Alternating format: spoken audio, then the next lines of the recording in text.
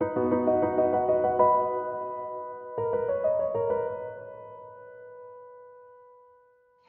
other pets are having issues like chronic kidney disease, allergies, other health issues. All of these things are on the rise, especially in our dogs.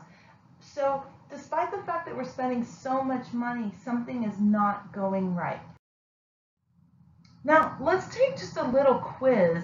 I want you to kind of notice and think about your own pet when we're going over this quiz, and think about whether they exhibit any of the things that we're going to talk about.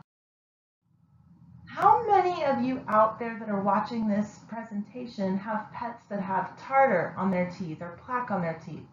How many of you have dogs that have what you would call a quote-unquote doggy odor? How many of you have dogs that have weight issues, that are overweight, maybe they're obese, or maybe you can't keep weight on them at all? How many of you have dogs that suffer from allergies or hot spots? How many of you have dogs that have behavioral issues? They're aggressive, they're reactive, they have separation anxiety. How many of you have dogs that have weepy eyes or red eyes, or issues with fleas and ticks and you have to put on flea and tick medication all the time? Or who have breath that stink, or whose dogs have joint pain or joint stiffness? Or, as is happening in so many dogs today, how many of you have dogs that have a lot of fatty tumors? And maybe my biggest question to you is, how many of you have dogs that have piles and piles of soft or even diarrhea poop?